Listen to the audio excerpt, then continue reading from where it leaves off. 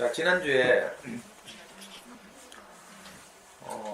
제가 1장부터 3장까지를 읽으면서 문제 제기를 했습니다. 그런데 대부분 바뀌고 이래가지고 이 책은 아주 유명한 책이죠. 이 정도는 집에 한 권 있어야 되는데 안 그러면 무식하다 소리 들어요. 아니, 이 유명하고 어른을 위한 환상적인 동화하면서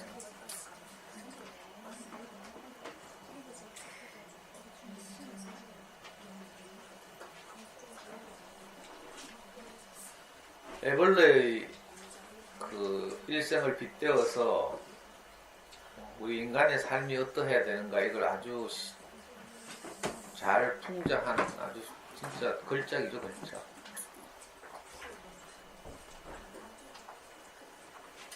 그 지난주에 1장부터 3장까지를 이렇게 가지고 말씀드렸는데 핵심은 뭔가 하면요, 지난주 그 동영상이나 mp3 파일의 제목을 제가 그렇게 잡았죠. 더 나은 삶은 없을까.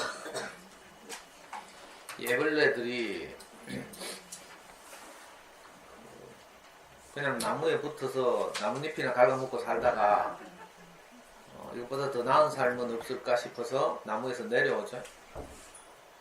그래가지고 뭐 땅을 기어다니면서 이것저것 이렇게 벌레도 먹고 뭐 친구도 구경하고 하다가 어느 날 모든 애벌레들이 어떤 한 곳을 향하고 있다는 사실을 발견했어요. 그래서 모든 애벌레들이 향하고 있는 그곳을 향해 가다 보니까 어디에 다다랐는가 하면 애벌레 탑에 다다랐죠. 높이 쌓아 올려서 구름 위에까지 가면 거기에 무엇인가 있을 것이다, 이렇게 생각하는 거죠. 근데 거기를 올라가려면 옆에 있는 다른 친구 애벌레들의 사정을 봐주면 안 돼. 마음이 약해지면 못 밟고 올라가죠. 끊임없이 남과 경쟁해서 이기고 짓밟고 따돌리고 무시하고 이렇게 올라가야 겨우 한 칸씩 한 칸씩 올라가서 마침내 구름 위까지 가게 되는 거죠. 근데 이제 이 책의 주인공 노랑애벌레와 호랑애벌레는 중간에 올라가다가 그만 만나게 되죠. 그리고 둘이 눈이 맞았어요. 짐작하건대 호랑애벌레는 남자인가 봐. 노랑애벌레는 여자. 여기 왔노? 아까 나왔죠? 왜 자동으로 스크린 세이버 막 되네.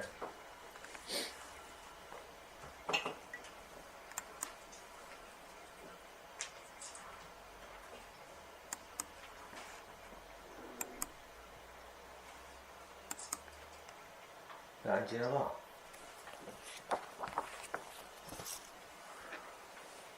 그래가지고요, 그 높은 탑을 향해서 올라가던 이 두 애벌레가 눈이 맞아서 사랑에 빠지게 돼요. 그래서 둘이 꼭 이제 끌어안고 구태여 이렇게 고생하면서 남을 짓밟고 이렇게 위에까지 올라갈 필요가 있을까 하면서 우리 둘이 그냥 살아가면서 행복하게 살면 되지 하고 둘이 이제 그 탑에서 굴러 떨어지죠. 그래서 둘이 행복하게 막 끌어안고 뽀뽀하고 이렇게 잘 살게 됐는데,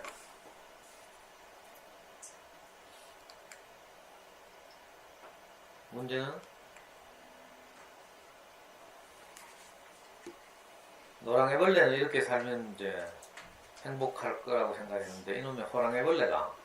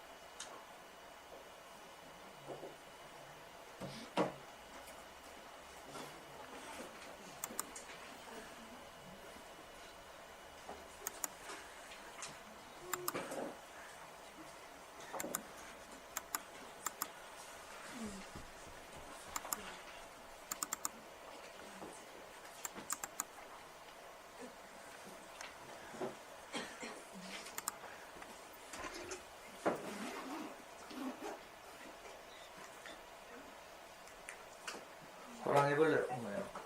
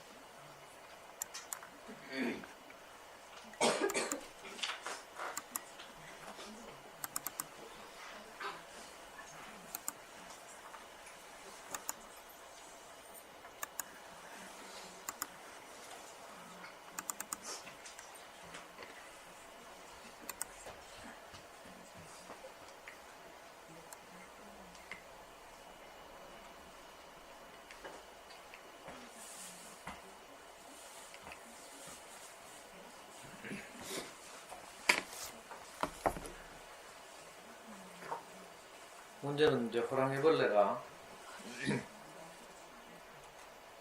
현실에 만족하지 못하고 또 이제 전에 총각대 올라갔던 그 탑이 생각난 거죠. 그래서 다시 이제 그 탑에 올라가야 뭔가 자기를 만족하게 하는 무엇이 있을 것이라고 생각하고 노랑애벌레하고 이제 헤어져서 호랑이벌레는 그 탑을 향해서 이제 전진하게 되고요.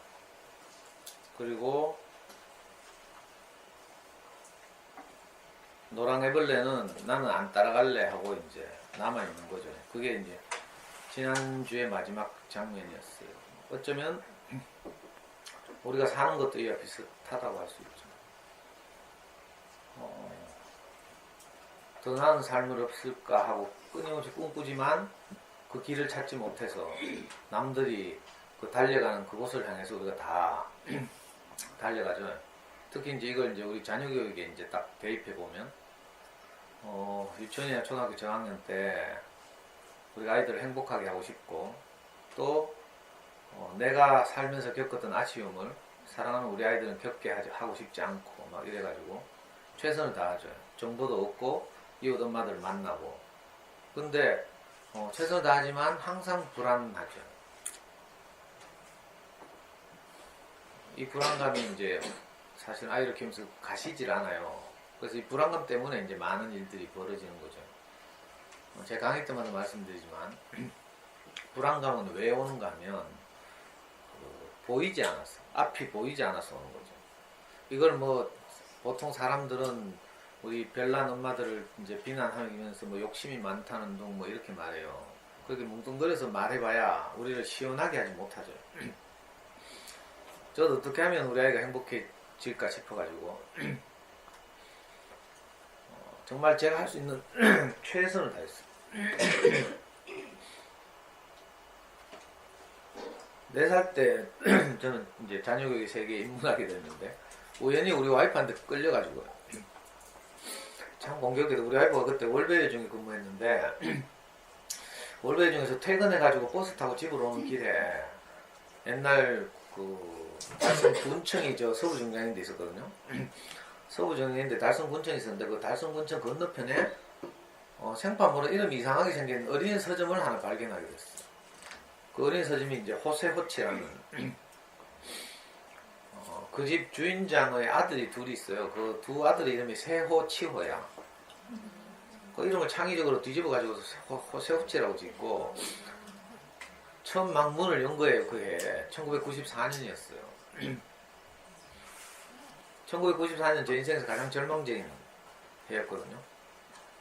우리 와이프가 우리 애하고 저를 버리고 친정을 가버려가지고 제가 2살 동안 피눈물을 흘리면서 이제 지냈던 그 시기인데 하여튼 그 시기를 이제 그 해에 그 뒤늦게 우리 와이프가 이제 학교 갔다 퇴근하고 오다가 어린이 서점을 발견하고 거기 가서 어린이 책을 이제 몇 권씩 사오기 시작했어요. 제일 먼저 산 책이 배고픈 애벌레. 보드북 있죠, 보드북. 그렇게 해서 몇 권씩 사오더니 그 다음부터는 저를 데리고 가더라고. 그래서 응급결에 와이프를 따라갔죠. 와이프 시킨 대로 안 했다가는 또 저를 버리고 갈까봐 정말로 진심으로 쫄아가지고 제가 원래 뭐 애 육아 어린이 서점 뭐 이런데 기웃거릴 위인이 못 돼요.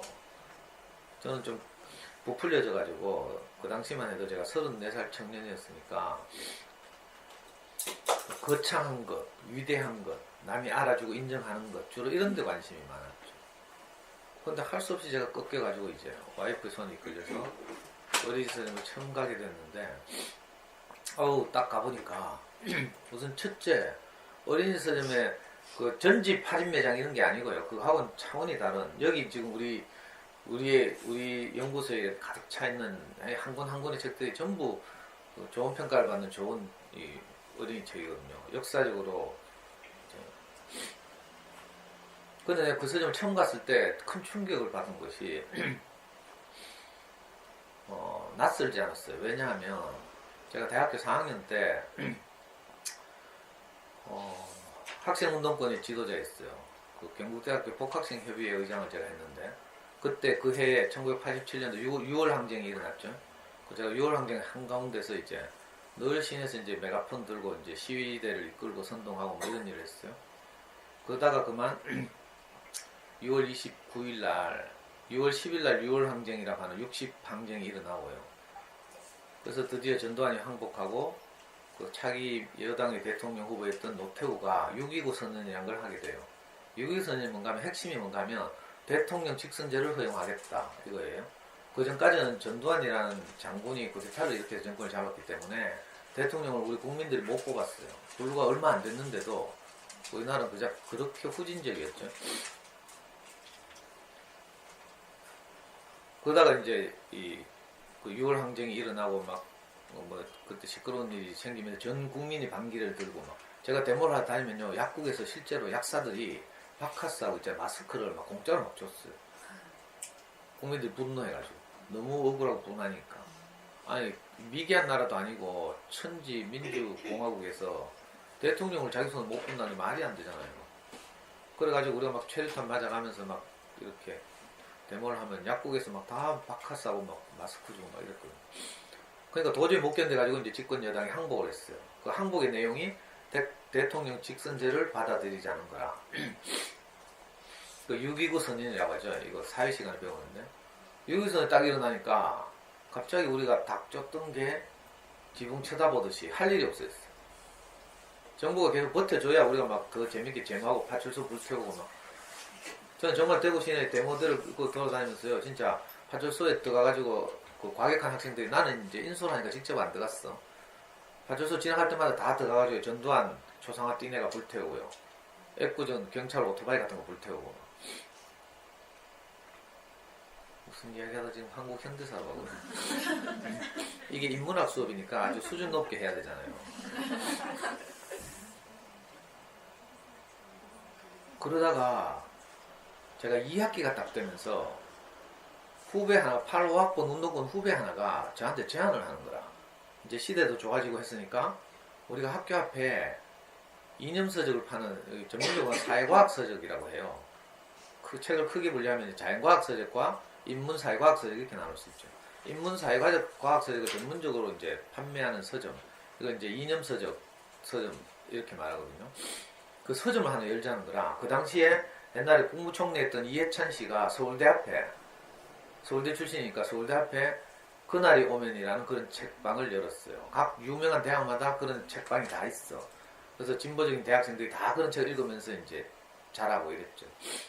근데 대구는 경북대학 앞에 그런 책방이 없고 시내에 한 군데 딱 있어서 마가서점이라고, 저 시내 지금으로 말하면 저 대구 무슨 도서관? 대구 시립도서관 있죠. 그 옆골목에 가면 옛날에 마음이 가난한 뭐 사람들의 서점 이래가지고 마가서점이라는 서점을 제가 정치외교학과 나왔는데 정치외교학과 3년 선배가 하고 있었어요. 근데 그 후배가 저를 꼬셔가지고 내보고 서점을 같이 하자는 거야. 그래가지고 넌 돈이 없는데 그냥 자기가 선산농협에 가서 아버지 이름으로 대출을 받아오고 있대. 얘가 선산 출신. 그래가지고 진짜 대출을 받아왔어요. 그래가지고 드디어 경북대 최초로 경북대 동문 앞에 사회과학 서점을 오픈하게 됐죠. 그리고 제가 이제 얼굴마당 자본을 대지 않는 대표라 대표. 그래 그 당시에 그 이제 서점은 책을 대구 시내 가면요, 저 시청 근처에 도매상도 있어요. 서점 도매상들. 도매상에서 책을 받아오면 소매상들은 마진이 적잖아요. 그래서 우리는 이제 뜻있게 우리나라의 민주주의를 위해서 이제 이런 책방을 하니까 그런 책들을 직접 출판하는 유명한 출판사들을 찾아가서 호소를 했어. 그래서 제가 서울에 올라가가지고 그 후배하고 유명한 책방 창비, 한길 뭐 이런 기타 등등 유명한 책방을 다 출판사를 다 찾아다니면서 우리 서점에 작지만 책을 직접 공급해달라고, 유통을 단순화해서 도매상을 거치지 않고 그렇게 막 협상하고 호소하고 이래가지고 어떤 곳에서는 우리 마음을 이제 받아줘서 우리 서점에 책을 직접 공급하기도 하고 이랬거든요. 그때 그러다가 제가 이제 4학년 때 4학년이죠 그때 드디어 12월 달에 대통령 선거를 했잖아요. 근데 김대중 씨와 김영삼 씨가 둘 다 대통령이 되고 싶어서 둘 다 나오는 바람에 어부지리로 노태우가 대통령이 됐어요.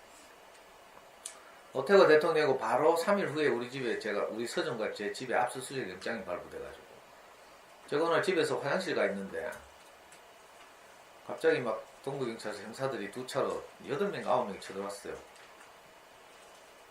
지난주에 말씀드렸지? 말씀 안 드렸어요. 자다 보시죠. 화장실에서 막 나오니까 형사들이 나를 딱 둘러싸더니 김상도 맞냐고. 그때 우리 이제 운동권에서 이런 거 배우거든요. 항상 대비를 하잖아. 그죠? 불심 검문시 대처 요령 이런 거 배워요. 첫 번째 뭔가 하면 예를 들어서 사법경찰이 나를 불심 검문하잖아요. 주민등록증 포착하면 어떻게 해야 돼요? 일반 시민들이 쫄아가지고 막 주민등록증 뒤지면 안 돼. 당신 경찰 맞습니까? 신분증 한번 확인해 봅시다. 다 이렇게. 그래야 바로 경찰이 쪼는 거죠. 얘 좀 똑똑하네 이렇게. 체포됐을 때는 이제 뭐라고 말하고 영장 있습니까? 이렇게 물어봐야 돼요. 구속영장 있어야 우리가 잡혀가는 거죠. 현행범이 아닌 이상 임의 동행은 불법이에요. 그래가지고 저를 딱 붙잡아가지고 막 체포하려고 하길래 영장 있습니까? 하니까 그 리더가 바로 안주머니에서 뭐 서류를 꺼내고 팍 펼쳐보면서 압수수색 영장 하면서 있죠. 그 서점 다 뒤져가지고 3분의 2의 책을 압수당하고, 그리고 우리 집에 우리 형수 막 논까지 다 뒤지고 있잖아요. 그래서 저는 노태우가 딱 되는 걸 보면서 바로 우리 집에 있는 모든 자료나 책들을 바로 이웃집, 우리 엄마 친구, 동네 아줌마 집으로 다 옮겼어. 몇 박스를. 그래가지고 다행히 잡혀갔지만 닷새 동안 조사받고 내가 무사석방대 나왔잖아요. 그래가지고 졸업을 했지. 그리고 그 후는 다 생략하고요. 그때 내가 서점을 하면서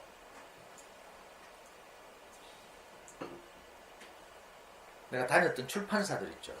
이 출판사들이 몇 년 후에, 그때 제가 27, 28때인데 제가 장가를 가서 아를 낳았잖아요. 34살이 됐어. 우리 와이프의 손이 이끌어서 어린 서점을 갔죠. 가보니까 좋은 어린 책을 출판한 출판사들이 전부 옛날에 이념서적을 출판한 출판사들인 거예요. 그 사이에 무슨 일인지 알아요? 소련이 붕괴됐어. 소련이란 나라 알아요? 소비에트 연방공화국인데 해체돼가지고 핵심이 러시아는 그대로 있지만 주변 나라들은 무슨 스탄, 케사코 뭐 있죠. 우즈베키스탄 뭐 무슨 스탄 하면서 러시아 주변이 있죠. 그게 옛날에 다 소련이나 한 나라였어요. 그러니까 모든 이제 공산주의자들의 모델이 러시아잖아요. 소련이죠, 소련. 마르크스의 이론을 따라서 레닌이 직접 혁명을 일으킨. 저도 늘 그 마르크스의 책을 읽고 이랬는데 그 모델이 없어졌어. 그래가 급격히 운동권이 쇠퇴했죠. 그러다 보니까 이런 책들이 안 팔리는 거라. 그러니까 이 유명한 출판사들이 전부 사회과학, 인문사회과학 서적을 출판한 출판사들이 방향을 어린이 책으로 딱 돌린 거예요. 그래가지고 어린이 서점 가보니까 저하고 아주 친하고 익숙했던 출판사들이 전부 좋은 어린이 책을 만들고 있어. 그래서 우리 와이프 따라서 처음 어린이 서점 갔는데 마음이 너무 편했어요. 마치 고향 찾아온 것 같이. 그래가지고 제가 그 다음부터 이제 이 호세오치라는 어린이 서점을 아이 손을 잡고 일주일에 한 번씩, 정말 바쁠 때는 보름에 한 번 가서 항상 우리 아이가 일주일 또는 열흘치 읽을 책을 잘 골라가지고 집으로 돌아왔어. 이걸 언제까지 했는가 하면요, 우리 아이 중학교 2학년 때까지. 대한민국에 일어나고 없어요. 맞아요. 내가 생각해도 한 번도 빠지지 않고 매주. 그리고 갔다 올 때마다 내가 아빠 노릇 제대로 한다는 내 가슴 뿌듯한 충만감 있죠. 좋은 어린 책을 잘 골라가지고 그때부터 우리 애는 좋은 어린 책을 지가 딱 만나면 있잖아요. 가슴에 품어. 지가 제일 좋아하는 책. 그리고 좀 약간 덜 좋아하는 책은 봉지에 담아서 이렇게 제가 들고 오는 길에 서부형인데 롯데리아 있었는데 항상 롯데리아 가서 맛있는 거 하나 사주고. 그러니까 책을 사러 책 나들이 가는 서점을 가는 것을 너무 즐거워했죠. 그러니까 책을 좋아하게 하려면 엄마 아빠가 이렇게 책을 좋아해야 돼요. 근데 지금 안타깝게도 그런 서점들이 다 망해서 문을 다 닫았죠. 옛날에 전국에 한 80군데의 서점이 있어서 주요 도시마다 있었어. 대구에도 4군데가 있었는데 장사가 안 되니까 개똥이라는 유명한 서점이 있죠.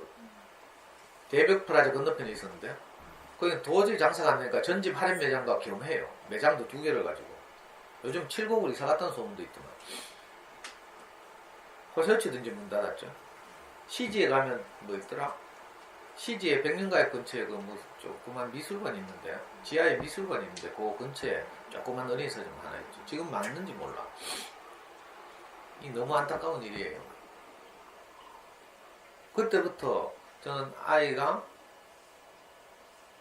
잘 자라서 행복해지려면 이런 생각은 전혀 없고 어떻게 하면 이 아이가 자라서 공부를 잘하게 될까. 제가 중고등학교를 못 다녔다고 했죠. 초등학교를 6군데를 전학 다녔어요. 엄마 밑에서 못 컸기 때문에 여러 군데를 전전하느라고 제 인생의 가장 큰 아쉬움, 좀 무식한 말하면 이게 뭐예요? 공부예요, 공부. 내가 학교만 갔더라면 내가 대구 안 사는 건데 늘 이런 생각 있잖아요. 지난주에 우리 아버지 유언 이야기 했나? 우리 아버지가 그래 저보고 공부시켰겠어요. 아버지 돌아가시면서 삼형제가 있는데 엄마가 셋 다 공부 못 시켰으면 둘째로 공부시키라 했거든.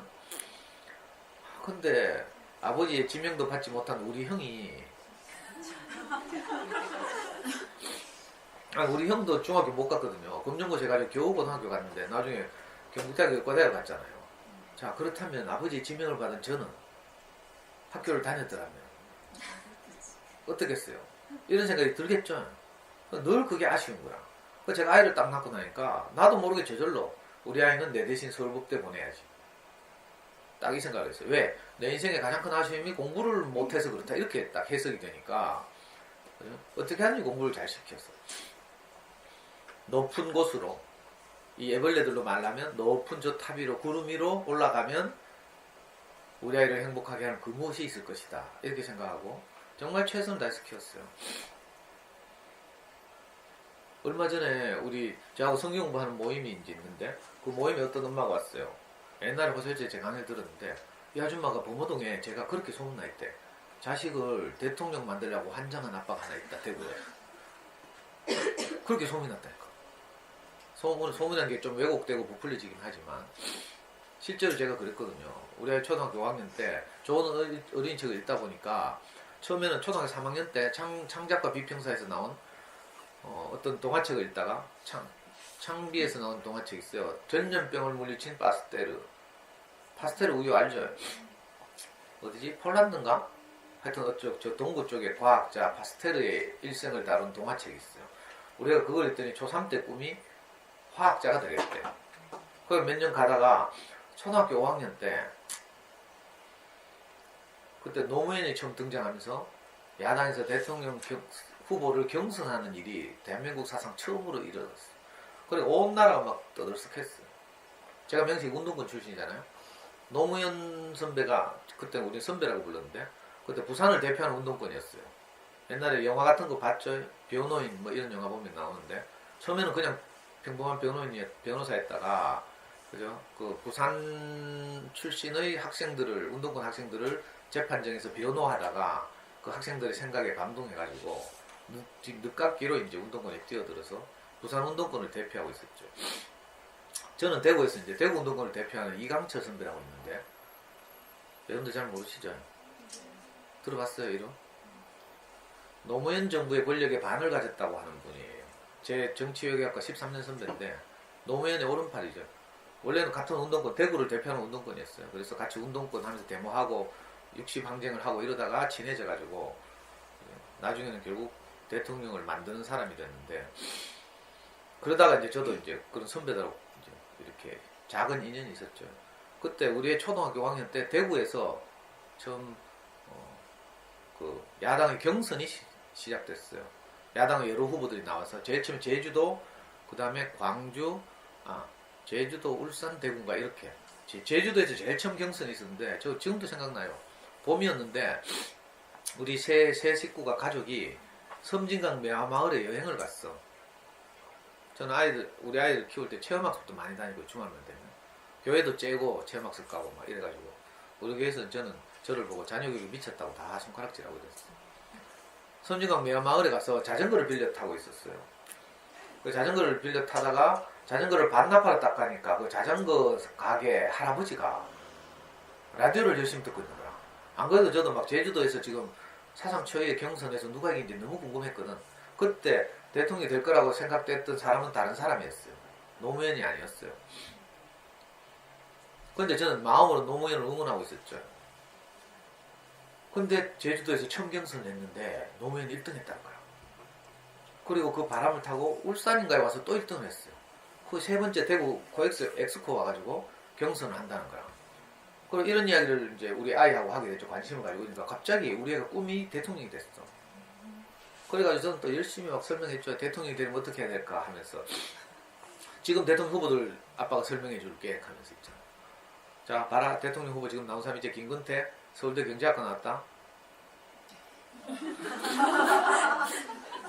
노무현 사법고시가 변호사다. 후보도 있잖아요. 정동영 서울대 국사학과 나왔다. 그 당시에 또 누가 있었지? 이부영 서울대 외교학과 나왔다. 또 이회창 서울대 법대 나왔다. 뭐 이런 얘기 쭉 했어요. 자, 서울대를 대통령이 되려고 하는 사람들 공통점이 두 가지인데 그건 뭐지? 그러면 딱 들으면 서울대 가야 된다. 또 하나는 법률가가 되어야 된다. 딱 두 개잖아요. 그래가지고 우리의 꿈이 이제 법률가를 거쳐서 대통령이 되는 걸로 딱 정해졌어. 아이고, 그래가지고 실제로 제가 코엑스에 아이를 데리고 갔어요. 제가 아이를 키우는 건 벤치마킹하는 어떤 동네 아줌마와 같이. 근데 가니까 이제 그 경선하는 현장에는 우리가 저기 못 들어가잖아. 선거인단만 들어가게 돼 있어. 마침 들어가니까 그 야당의 대구 지역 지구당 위원장들은 다 제 운동권 선배거나 후배예요. 왜냐면 야당은 똑똑한 사람들이 대구에서는 절대 안 해. 왜? 국회의원 당선될 가능성이 없거든. 지금도요, 대구에 지금 4월 13일에 총선하죠. 대구에 선거가 몇 개예요. 12개인가 13개인가 이렇죠. 그런데 여당의 이름이 뭐더라? 여당 이름이 뭐죠? 당 이름도 모르겠다. 하도 바꿔서 왔어. 새누리당 후보는 막 태산같이 많은데 많은 사람들이 지금 후보로 막 응모하고 있는데 이쪽에 더민주당? 통합민주당 쪽 후보는요 3명밖에 없어. 이 총선에 나오려면 예비후보로 등록을 해야 되거든요. 예비후보로 등록된 사람이 3사람밖에 없어. 왜? 해봐야 안 되거든. 당선 안 되거든. 정말 이 비극적인 땅이에요. 이 대구라는 땅이. 뭐 하여튼 정치 얘기하면 안 되고. 그래가지고 우리 애 끌고 갔더니 선배 후배들이 다 그거 지구당 위원장이라. 그래가지고 남는 이거 참관인 표찰 돌라 해가지고요. 빌려가지고 우리 애를 그 집어 보냈어요. 2장을 우선 구해가 애들만. 저는 나중에 들어가고. 그래가지고 그 경선을 했는데 그 대구에서도 노무현이 1등 한 거라. 이제 막 대세가 된 거죠. 그래가지고 노무현이 바삐 춘천인가 원주에 강원도 경선하러 막 간대. 그래서 경원들하고 막 가더라고. 그래서 내가 우리의 꿈이 뭐예요? 대통령이잖아. 그래서 노무현을 내가 지금 가까이서 만났는데 그냥 보낼 수가 없잖아요. 그래서 노무현하고 경원들이 가는데 쫙 내가 팍 뛰어가가지고 앞에 딱 가로막고 섰어요. 웬 미친놈처럼. 가끔 이런 사람들 있죠. 왜? 유명한 정치가들 뭐 유시하는데 막 이상한 해프닝 뭐 이런 거 있죠. 제가 그 사람이 딱 맞고 섰어요. 그래 경원들이 바쁘다 하면서 비키라 하더라고. 그래 내가 바로 노무현한테 막 울면서 있잖아요. 제가 그 당시에는 이제 우리 와이프가 저를 이제 버리고 간 사건 때문에 제가 제 운동권 일생을 접고 34살 때 할 수 없이 제가 소시민으로 돌아와서 그때 우리 와이프를 우리 집으로 돌아오게 한 제 인생의 스승을 제가 거기에 만나게 됐거든요. 그래서 할 수 없이 그 스승이 이제 목사님이라서 그 교회를 다니고 있어요. 왜냐하면 내 그 교회 안 다니면 우리 와이프가 또 도망간대. 진정으로 돌아간대. 그래 할 수 없이 내 교회에 다니고 있어요. 근데 운동권 출신들이 지 혼자 잘 먹고 잘 살겠다고 소시민이 되고 나면 어떤 일이 있는가 하면 항상 남아서 고생하는 사람들에 대해서 빚진 마음이 있어요. 이걸 어떤 소설가가 썼는데 살아남은 자의 슬픔 하면서 현장에서 고생하는 노동운동을 하거나 저도 그죠? 그런 일이 있기 전에는 농공이 위장취업해가 농공에 가면 평화계열사들이 있거든요. 평화산업이라고 있는데 저기 거기 저 위장취업해가지고 중졸 학력으로 속이고 들어가지고 1시간에 1,080원을 받으면서 내가 자동차 부속을 만들고 있었어요. 근데 이제 지금은 내가 잘 키우겠다고 소시민이 돼가지고 비겁하게 우리나라의 현실을 외면하고 그렇게 있으니까 노무현을 만난 순간 내가 너무 미안해서 막 눈물이 나더라고. 그래 펑펑펑 울면서 있잖아. 호소를 했죠. 우리 아들이 당신을 너무 좋아합니다. 우리 아들하고 사진 한번 찍어주십시오 하면서. 정말 제가 울면서 사진을 찍었어요. 노무현하고 우리 아들하고. 그때 추미애라는 유명한 여자가 있는데 이 서울법 한양대 법대 나와가지고 판사하다가 야당의 이제 국회의원이고 잘 나가는 총망받는 지금도 있죠. 그 추미애 보고 우리 애하고 사진 좀 찍자하니까 추미애가 바쁘다 하면서 다음에 찍자하더라고. 그날로 그녀는 내 관로 밖으로 사라졌어. 그건 절대로 출세할 수 없을 거야 아마. 상도의 저주라고.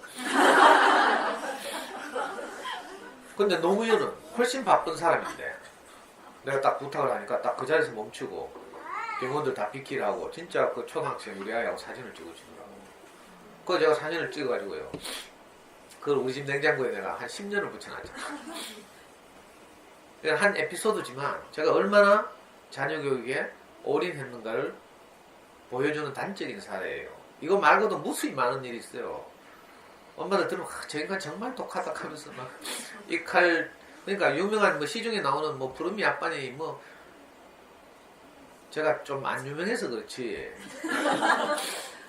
잠순에서도 제가 제일 유명한 아빠잖아요. 여러분들 어려서 모르죠.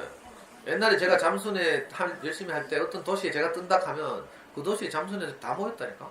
저한테 한마디 들으려고 진짜예요. 제가 그 잠수님 초청으로 서울 엑스코에 올라가서 잠수는 회원들 대해서 한번 강연회를 할 때 인터파크에서 티켓 유명한 뭐 레이디 가가 오면 인터파크에서 티켓 예매하죠. 매달 며칠 몇 시부터 티켓 사이트가 오픈한다 딱 뜨잖아요. 잠수는 옛날에 그랬거든요. 매달 며칠 월요일 오전 9시부터 그리운 번님 초청 강연회의 120명 선착순 120명을 딱 한다 하잖아요. 5분도 안 돼서 다 매진돼요. 모르지. 여기 뭐 공짜로 와서 늦게 와도 되고 안 와도 되고 뭐 다음 주에 와도 되고. 이게 세월 좋아진 거예요. 정말 저는 최선을 제가 할 수 있는 제가 아는 범위에서 최선을 다했어요. 그래서 어머니들께 담대하게 말씀드릴 수 있는 거죠. 니는 해보지도 않고 뭐 꼭대기에 뭐 있는지 없는지 네가 아나 뭐 이렇게 말하면 제가 말해보고 하면 거짓말이 될 수도 있죠. 생각일 수도 있고 이런데 앞으로 이제 차차 그런 많은 경험들은 이제 차차 제 강의를 통해서 이렇게 말씀드리기도 하고요. 그렇게 저도 아이를 그죠? 제가 그 겪었던 아쉬움을 내 사랑하는 아이는 겪지 않게 하려고 최선을 다해서 키웠어요. 제가 아빠 없이 자랐기 때문에 제 인생의 가장 큰 아쉬움이 아버지가 없어서 그랬구나. 아버지가 없어서 결국 먹고 살기 힘들었고 친척집에 갔고 중학교 못 갔고 아버지가 없어서 내 인생의 중요한 결정 지점마다 내가 내 멋대로 결정했고 그래서 더 꼬였고 뭐 이런 후회와 이제 회한이 있어서 제가 아이를 키울 때는 어찌하든지 아빠로서 역할을 충실히 하려고 4살 때부터 최선을 다해왔어요.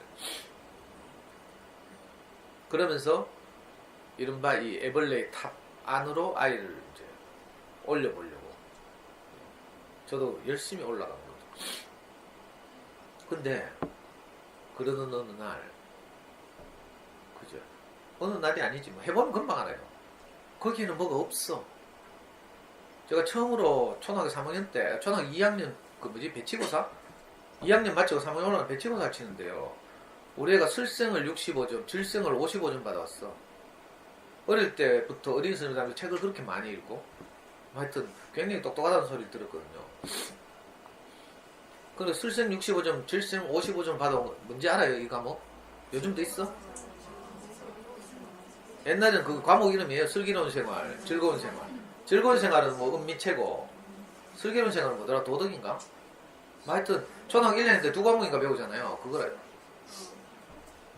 하여튼 그런 거 했는데 55점, 65점. 이 천하의 김상도 아들이 이런 생각이 드는 거예요. 그래가지고 제가 정신을 번쩍 차리고 초등학교 3학년 딱 올라가면서부터 제가 그때 아는 범위가 그러면 공부를 시켜 문제 좀 풀려야 돼 싶어가지고 학교 한 문방구를 갔잖아. 그때 처음으로 제게 들어온 문제집이라는 개념이 처음 들은 게 초등학교 3학년 때예요. 그 전까지는 그런 거 안 하고 그냥 책만 그죠? 많이 읽고 이렇게 하면 얼마든지 잘할 수 있다고 많은 육아서들이 가르쳐서 정말 좋은 어린이책을 가르치고 여기 있는 제 등 뒤에 있는 이 주옥 같은 그림책들은요 그때 우리 애가 다 읽었던 책들 그리고 그 후에 나온 좋은 어린 그림책들이에요. 어머니들은요 그냥 막 꽂혀 있는 줄 알죠? 그냥 막 꽂혀 있는 책 거의 없어요. 진짜로. 우리가 기증을 받잖아요. 여기 있는 책들은 다 제가 기증받은 거예요. 옛날에 제 강의를 들었던 엄마들, 잠순에서 저하고 오랫동안 같이 지냈던 엄마들, 이런 엄마들이 어떤 집은 잠순의 엄마 중에 한 분 대구시청 공무원 하는 아줌마가 있는데 지금 애들이 다 컸어요. 이제 다 대학을 갔어. 그래서 자기 집 있던 책 3,000권을 우리한테 기증했잖아요. 여기 영어책 보면요 다 옛날에 우리가 하던 저기 보면 영어책이 수천 권 있거든요. 저 공간은 얼마 안 되지만 영어책은 대부분 페이퍼북이고 이래서 얇죠. 저게 그래도 명식이 수천 권대요. 저는 영어책들 옛날에 우리가 하던 미국 초등 교과서라고 제일 초창기는 듣기 해야 되는데 듣기할 교재가 없어가지고 제일 처음 우리나라에 수입돼 들어온 게 저 위에는 두꺼운 하드카바 저게 미국 초등 교과서라고 요즘 불리는 책들이에요. 미국의 유명한 출판사들 제일 먼저 들어온 게 리터러시 프레이스라고 스칼라스틱이라는 출판사에서 나온 책 그죠? 제일 위에 있죠. 그 다음에 그 옆에가 호트 미플린이라는 출판사에서 나온 책 뭐 맥그로힐에서 나온 책 이게 미국의 유명한 초등 읽기 교재 교과서들을 만드는 출판사들이에요. 자 이런 건 나중에 이야기하고 무슨 이야기다 저거까지 갔지? 그래 다 기증받은 책이라고요.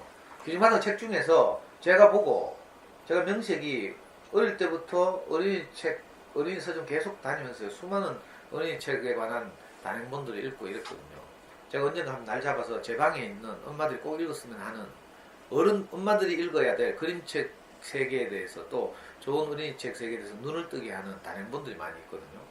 그것들 언제 한번 날 잡아서 다 꺼내와가지고 엄마들한테 한번 소개하고 추천하려고. 그래서 진짜 엄마들 좀 시야가 트이고 싶으면 그런 책들 좀 읽어야 되고. 근데 하여튼 다 기증받았죠. 잠순에. 그리고 제 강의를 들었던 엄마들이 어린이 서점을 다니면서 어릴 때 구입했던 책들 이거 다 기증받았어요. 그래가지고 그 중에 학습 만화라든지 이런 거 다 버렸어요. 버리다가 어디서 소문을 듣고 요 옆에 생협 제3매장에서 우리가 버리는 책을 다 가져갔어. 그 생협 매장에 가면 여기 알아요? 한솔마트 2층에 달서 행복생협 제3매장 있잖아요.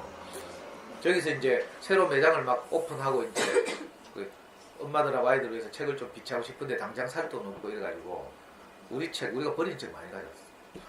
그리고 전집도 많이 버렸고요. 전집 거의 다 버렸는데도 엄마들 막 정말 이거는 좋은 책이니까 버리지 말라고 내한테 막 하는 책. 웅진 비주얼 백과. 그거 엄청 비싸다. 100만 원 넘는 거. 근데 여기 한 몇 달 저기 갖다 놔봤잖아. 아무도 안 읽어요. 딱 한 놈 자동차에 매료된 자동차에 막 하여튼 굉장히 꽂힌 애가 한번 하도 자동차 가는 책 좀 돌락해가 내가 할 수 없이 거기서 웅진 그 비주얼 백과에서 자동차, 기계 뭐 이런 걸 다루는 한번 백과 사전을 꺼내가지고 한번 보여준 적이 있는데 그에 아무도 안 봐요. 그래서 그것도 버리고요. 엄마들이 책에 대해서 몰라서 그렇지 뭐 알아야 보이지. 맞죠? 여행도 스페인에 대해서 알아야 스페인 가서 제대로 즐기는 거라. 바르셀로나가 뭐 역사적 어떤 배경을 가진 도시인지 마드리드하고는 어떤 관계에 있는지 그죠? 뭐 이런 걸 제대로 알아야 이제 우리가 보이잖아요. 옛날에 저는 아이하고 체험학습 다닐 때 그래서 그 당시에 굉장히 유행한 책이 나중에 문화관광청 장관한 유흥준이라고 있죠. 알아요? 영남대 사학과 교수하는 유흥준 문화재청장이지. 문화재청장하고 이분이 옛날에 유명한 답사기를 썼죠. 나의 문화유산 답사기. 시리즈 계속 쓰고요. 그래가 그때는 대학생들이 여행 다니면서 다 그 책 들고 다녔어요. 저도 그 책 읽으면서 애 데리고 체험학습 다녔죠.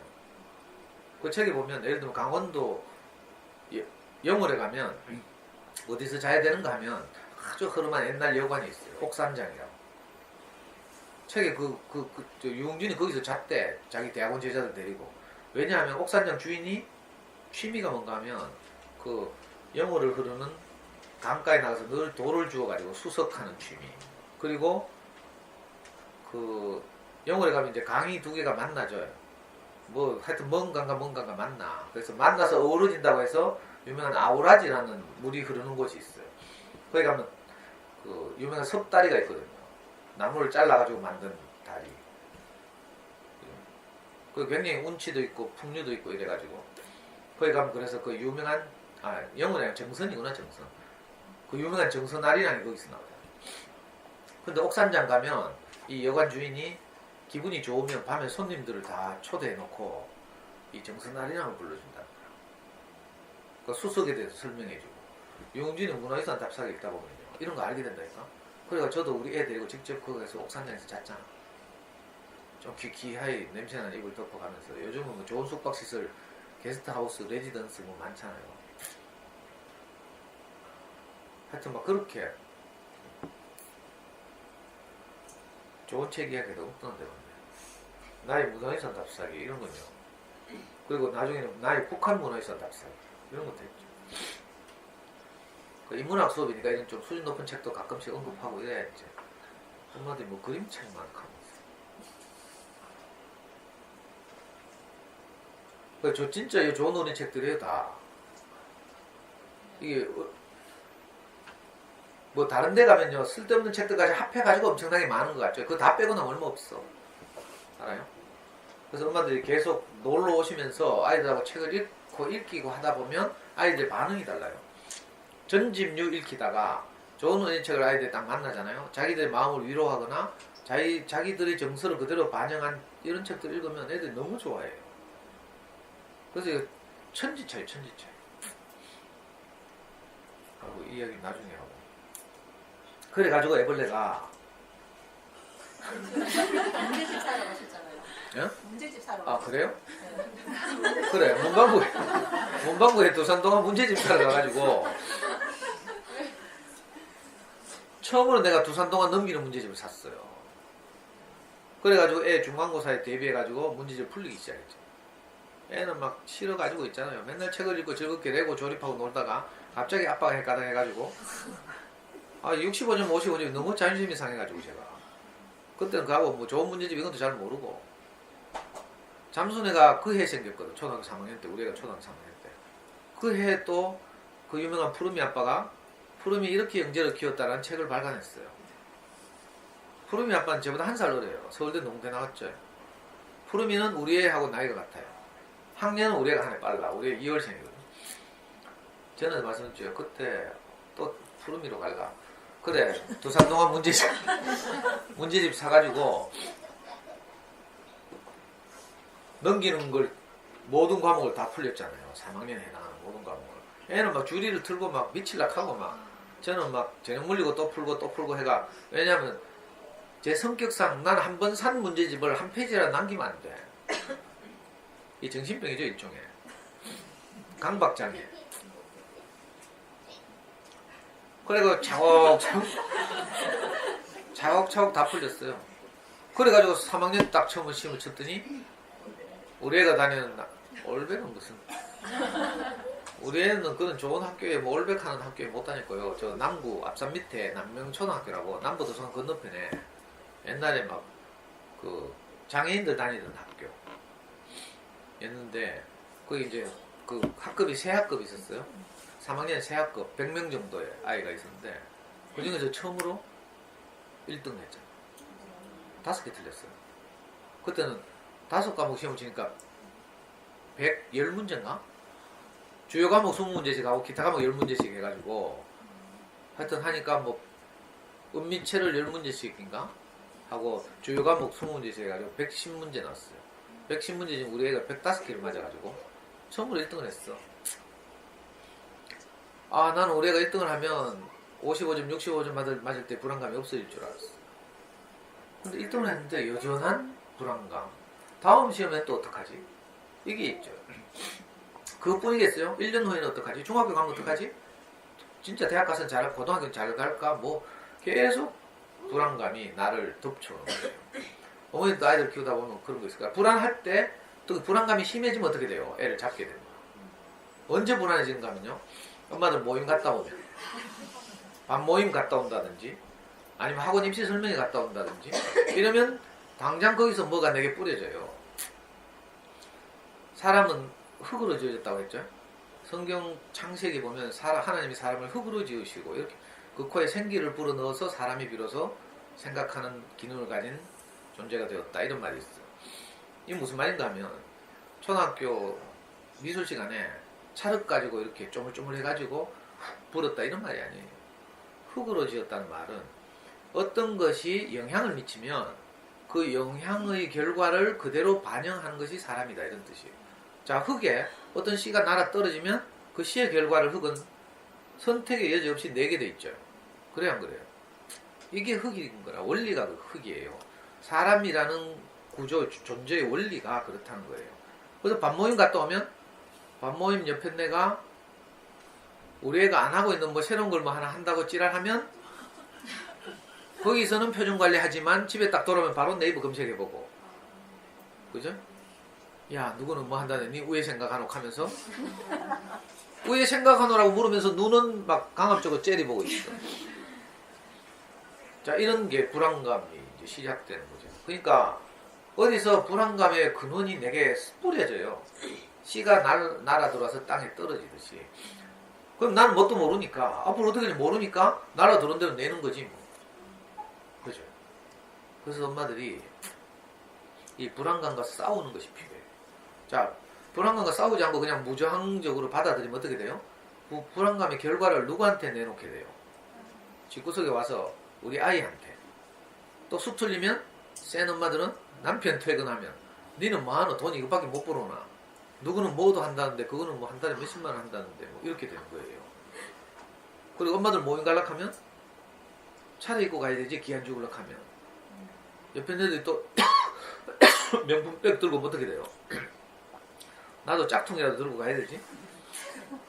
우리 저 모기님 맨날 에피소드 있잖아요. 모기님이 자기 딸을 제 만나기 전 이야기인데 4살 때부터 영어 유치원 원더랜드를 보냈어요. 그때 거기 다 사자 들린 엄마들이 원더랜드를 보내니까 초창기니까 아무나 뭐 개나 소나 보낼 때가 아니었어요. 근데 그 사자 들린 엄마들이 돈이 많고 남은 돈은 돈밖에 없고 하니까 다음에 묵백 들고 다니까. 그래 바로 겸이 엄마 집에 와가지고 그 옆에 애들하고 어울려야 되니까 남편 쫄라가지고 명품백을 한 방에 5개 샀단 거예요. 그거 싫어요 싫어. 나중에 좀 물어봐 저 언니한테. 그러니까 결국 그런 데 가면 또 차 몰고 저 차. 또 차 종류도 뭐 생각해야 되고 또 있잖아요. 그런 데 가면 이 마치 애벌레들처럼 그래? 자기 수준에서 계속 뭔가 과시하고 자랑하고 그러면 경쟁하고 비교되고 이렇게 되는 거예요. 그래서 밟고 올라가고 이런 세계로 가는 거죠. 우리가 자칫하면 우리 아이 사랑하는 아이를 키우는데 그죠? 아이들은 아무 잘못이 없어요. 알아요? 아이들은 자기 태어난 만큼 최선을 다하고 있어요. 이거 꼭 기억해야 돼요. 우리 아이가 문제가 있다. 이건 완전히 잘못된 생각이에요. 저는 우리 스승에게서 가장 핵심적인 걸 하나 배웠는데 사람은 아무 문제가 없다 이거거든요. 그걸 우리 아이한테 적용하면 우리 아이들은 아무 문제가 없어요. 예를 들어서 몸이 좀 불편해도 그 문제가 아니에요. 왜? 어떤 유전자의 영향 때문이죠. 애가 문제가 있는 게 아니에요. 그죠? 그러니까 애들은 받은 대로 물려받은 대로 그대로 자기 생명만큼 잘 살고 있어요. 근데 거기에 우리가 불안하다 보니까 우리가 잘 모르다 보니까 어떻게 해야 우리 아이가 행복해지는지, 또 어떻게 해야 우리 아이가 공부를 잘하게 되는지 이런 걸 잘 모르다 보니까 내가 내게 뿌려진 불안감을 여과 없이 그대로 꽃 피우게 되는 거라. 이 얼마나 또 빨리 피는지 몰라. 씨가 뿌려지면 천천히 좀 해가 가을이나 내년쯤 뭐 이모작이나 삼모작, 아이고 이모작 삼모작이고 뭐지 단연생 뭐 이렇게 피면 좋은데 이놈의 잔여교육의 세계에서는요 즉각적으로 바로 내게서 반응이 일어나요. 그러면 어떻게 돼? 애꿎은 애들만 혼나는 거지. 특히 큰 애들.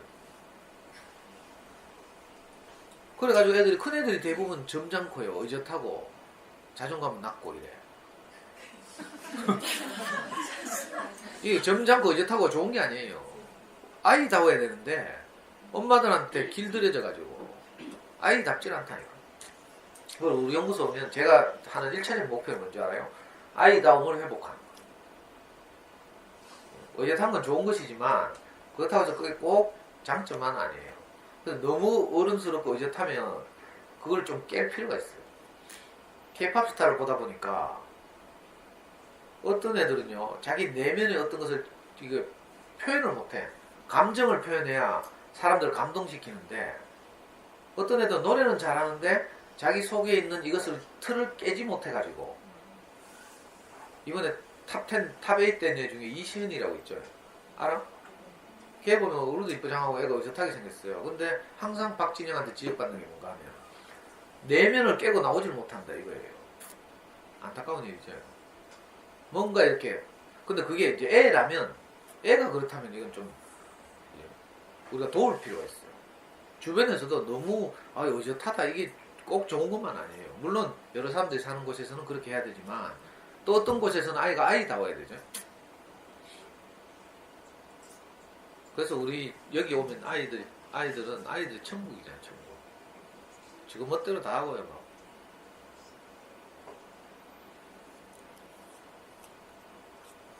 제가 그 초등학교 1학년짜리들이 저를 맨날 놀리고 이러잖아요. 어제는 중학교 3학년짜리 애가 용기를 내가지고 저하고 수학 공부를 하러 왔어. 이 근처에 뭐 유명한 학원 다녔는데 친구들하고 놀고 이러다 보니까 잘 안 되고 이래가지고 엄마가 이제 저한테 아이를 맡기고 싶어가지고 저는 수학 공부 못 하거든요. 중고등학교 안 다녔어. 검정고시. 검정고시 학교 가려고 하면 수학 영어를 잘해서 학교 가는 게 아니고요. 수학 영어는 40점 이상 맞으면 돼.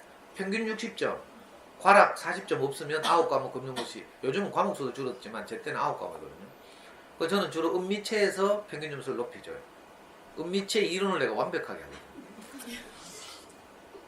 그 초등학생도 내가 지금 겨우 돌보고 있는데 지금 중학교 1학년짜리 한 명 왔어요. 2학년짜리 한 명 왔어. 3학년짜리도 한 명 왔어. 내가 미치겠어. 그 한 명씩 애들 돌봐야 되니까 내가 어떻게 해요? 중1, 3학년 공부 다 해야 되잖아. 어디 중학교 3학년짜리 월서중학교애가 여자애가 막 키도 내보다 크고 있잖아요. 이쁘기도 이쁘고 막 치마는 짧게 입고 막.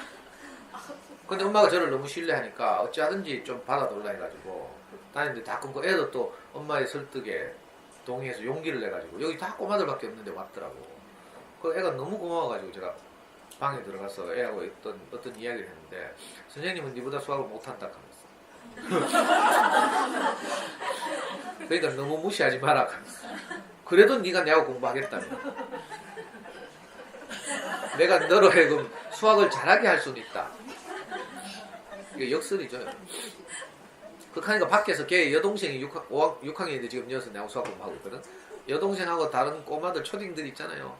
와 선생님 언니보다 키도 작고 그러면서 욕도 잘하고 하면서 애들 그렇게 자유하는 거라. 난 처음 애하고 눈물을 흘리면서 지금 진지하게 상담하고 있는데 밖에서 애들이 막 저를 놀리고.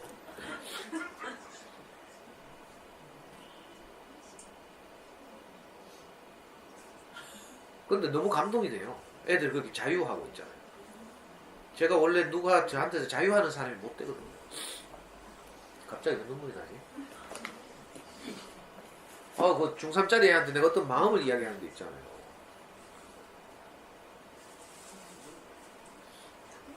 근데 애가 거기 끄떡이면서 같이 하겠다는 거야. 그래, 니 지금까지 수학 어떻게 한다고 공부 다 포기한다 하니까 그래도 수학은 놓지 않고 있었어요. 하더라고. 영어는 포기했고요. 수학은 놓지 않고 있었어요. 그래? 하면서 네가 쌤하고 좀 친해져서 이제 편안해지면 영어도 네가 잘하게 내가 해주겠다 하면서. 저 중간학교 안 다녔어요. 영어도 못해요. 근데 아이들이 영어를 잘하게 할 수는 있어요. 꼭 우리가 뭐 영어 수학을 잘해야 되는 거 아니에요. 오늘 제가 너무 신이 나가지고 중요한 이야기를 해야 되는데 지금 시간 지금 몇 분이에요? 12시 되면 무조건 마칩니다. 제가 계속 하니까 엄마들이 싫어하더라고. 특히 오래된 엄마들이. 12시 반까지 아니에요? 11시 반부터 하면 하여튼 짧게 하래. 하여튼 길게 하면 막 짜증나고 이래요. 스태프들 말을 들어야지.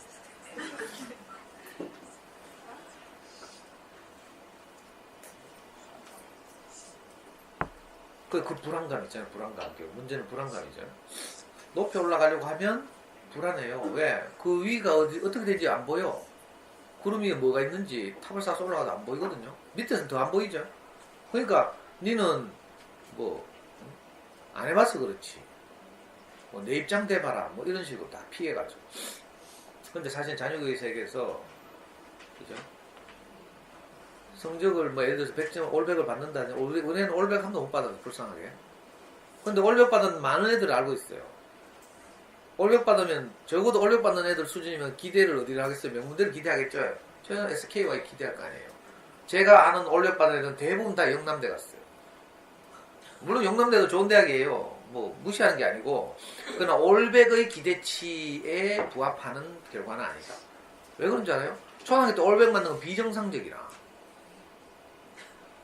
주어진 시간 안에서 정말 장기적으로 이 아이가 공부를 잘하는 방식으로 큰다면 올백 맞으면 이상한 거예요. 올백은 모든 과목을 막 지연 말단적인 것까지 막 꼼꼼하게 외우고 막 이래야 되잖아요. 그러려면 그렇게 하다 보면 정말 소중한데 투자해야 될 시간, 예를 들면 책을 읽는데 투자해야 될 시간, 영어 듣기를 하는데 투자해야 될 시간, 이런 시간이 없어져요. 올백 맞으려면 주로 이제 그 뭐지? 보습학원 가야지. 내신 전문 학원 이런 데 가야 돼요. 그런데 가면 그죠? 중학교 같은 데서는 한 달 전부터 계속 돌려요. 그러면 이제 내신 성적은 잘 받을 수 있을지 몰라. 근데 장기적으로 이 아이에게 고등학교 이상을 갔을 때 그 수업을 소화하고 받아들이고 하는 이걸 수학 능력이라고 하죠. 수학 능력, 대학 수학 능력 시험을 수능이라고 하거든요. 수학 능력을 향상시키는 것과는 좀 멀어질 수도 있어요. 그러니까 이건 완전히 저학년 엄마들에게는 없는 개념이에요. 그래서 어찌하든지 꾸준히 나와서 제 이야기를 자꾸 듣다 보면 저도 언제 뭘 말할지 모르니까 원고가 없으니까 언제 뭘 말할지 모르니까 엄마들이 알아서 자꾸 듣다 보면 아 자녀교육의 전체적인 청사진이 그려져요. 아 이렇게 해야 되는구나. 그리고 가능하면 학교들에서 하는 제 학습법 강의 같은 거 같이 듣고 이러면 전체적인 아웃라인이 딱 그려져요. 그러면 굉장히 쉬워요. 불안한 거 하나도 없어요. 원래 지금 어제까지 제가 전화 받은 게 한 40개 초등학교에서 지금 전화를 받았어요. 요 근처는 조암초등학교, 월암초등학교, 신월초등학교, 대진초등학교. 요 한샘 한소리 끝까지 전화가 안 오네. 이것들이 사람을 무시해서 그럴 수가 있지.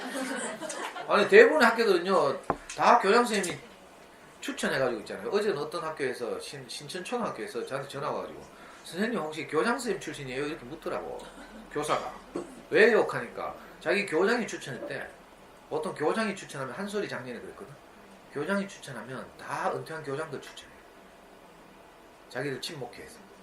가면 엄마들한테 와가 잔소리하고 막 이하니까 학부모 교육 안 갈락하고 막 이러거든. 근데 교장선생님 추천했다. 그래서 저는 교직에 있은 적이 한 번도 없습니다.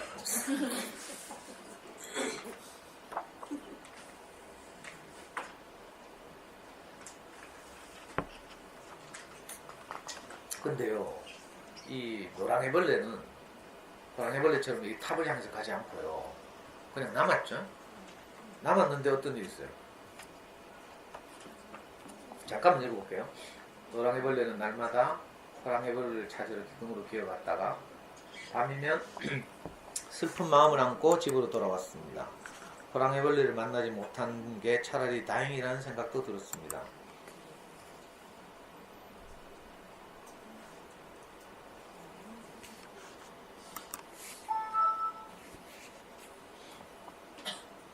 만약에 호랑이벌레를 만났다면 그러면 안 된다는 걸 알면서도 호랑이벌레를 따라 애벌레 더미 속으로 뛰어들었을 테니까요. 그러니까 호랑이벌레 만나면 안 돼. 밥 모임에 가면요 호랑이벌레들 많아. 학원 입시 설명 같은 데 가도 호랑이벌레들 많고 그거 자꾸 만나다 보면요 나도 그거 가야 된다니까. 그런 경험 좀 있죠. 노랑애벌레는 이렇게 무작정 기다리느니 무슨 일이든 하고 싶었습니다. 내가 정말로 원하는 게 도대체 무엇일까? 노랑애벌레는 한숨을 내쉬었습니다. 내가 원하는 건 금세 달라지는 것 같아. 틀림없이 그 이상의 것이 있을 거야. 마침내 노랑애벌레는 멍한 상태에 빠지더니 그동안 정들었던 것들을 떠나 정처 없이 헤매기 시작했습니다. 그러던 어느 날 늙은 애벌레 한 마리가 나뭇가지에 거꾸로 매달려 있는 것을 보고 깜짝 놀랐습니다. 그 애벌레는 털투성이 주머니 속에 갇혀 있는 듯 했습니다.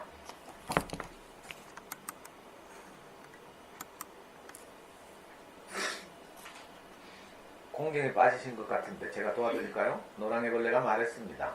아니다. 나비가 되려면 이렇게 해야 한단다. 나비? 바로 그거야. 노랑애벌레는 두근거리는 마음으로 물었습니다. 저 나비가 뭐죠? 나비는 미래의 내 모습일 수도 있단다. 나비는 아름다운 날개로 날아다니면서 땅과 하늘을 연결시켜주지. 나비는 꽃에서 꿀만 빨아마시고 이 꽃에서 저 꽃으로 사랑의 씨앗을 날라다 준단다. 나비가 없으면 꽃들도 이 세상에서 곧 사라지게 돼.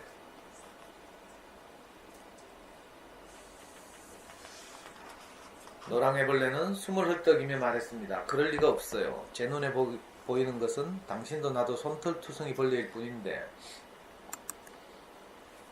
그 속에 나비가 한 마리 더 들어있다는 걸 어떻게 믿을 수 있겠어요? 노랑애벌레가 생각이 잠긴 얼굴로 물었습니다. 어떻게 하면 나비가 되죠? 날기를 간절히 원해야 돼. 하나의 애벌레로 사는 것을 기꺼이 포기할 만큼 간절하게. 죽어야 한다는 뜻인가요? 노랑애벌레는 하늘에서 떨어진 3마리 애벌레를 생각하면서 물었습니다. 그렇기도 하고 아니기도 하지. 겉모습은 죽은 듯이 보여도 참모습은 여전히 살아있단다. 삶의 모습은 바뀌지만 목숨이 없어지는 것은 아니야. 나비가 되어보지 못하고 죽는 애벌레들과는 다르단다.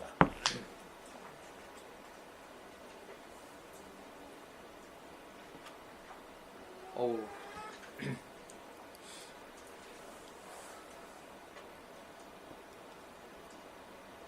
갑자기 늙은 애벌레 만난 이야기 하니까요.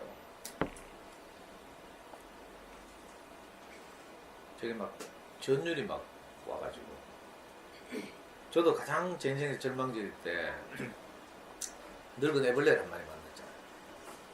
1994년 겨울 우리 와이프가 나를 버리고 도망갔을 때 34살이었는데요. 문제는 내만 버리고 가면 괜찮은데 애도 버리고 갔어. 우리 그 귀여운 우리 애 진짜 귀엽거든요. 어릴 때 사진 보면 여러분들 엄마들 애기들 다 귀엽죠? 우리 애하고 잽도 안 돼. 엄마도 다 이런 자부심 있죠? 아 너무 사랑스럽고 귀여운데 제가 이제 인생을 개판으로 살고 이제 자기중심적이 이러니까 우리 와이프가 도저히 저하고는 살 희망이 없다고 저를 버리고 아이를 버리고 갔어요.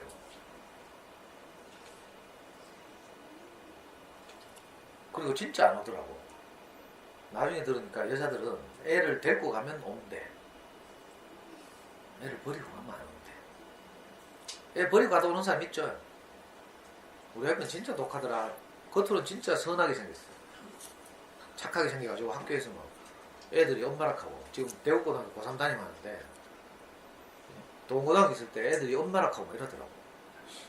워낙 이렇게 아이들 마음을 읽어주고 막 이러니까. 근데 내한테 어떻게 모질이 그렇게 하는지 저하고 뭐 도저히 살림한 게 없다고. 그래가지고 제가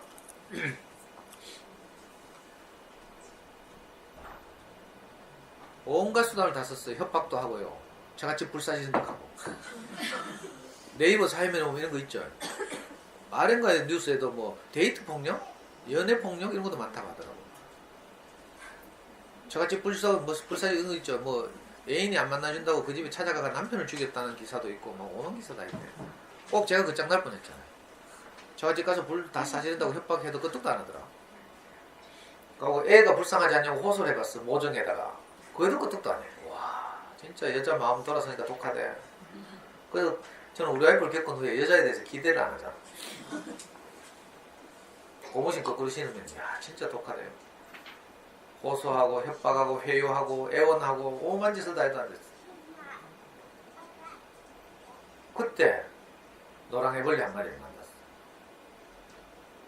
이 노랑 애벌레가 우리 와이프를 설득했잖아. 오늘 여기 지금 방금 제가 읽은 대사하고 너무 비슷해요. 우리 와이프한테 우리 노랑 애벌레가 뭐라고 말했는가 하면 늙은 애벌레가 뭐라고 말했는가 하면 다른 사람들은 다 저를 비난하고 니 도망 잘 갔다 하고 있잖아요. 그래 니라도 살아야지 하고 막 이랬거든요. 제가 그 정도로 희망이 없는 청년이었는데 근데 이 신기하게 이 할아버지 애벌레는 우리 와이프 보고 상도가 어쩔 수 없어서 그렇게 살았을 것이다. 내가 상도의 아버지가 될 테니까 네가 한 번만 더 기회를 줘봐. 이렇게 설득했어.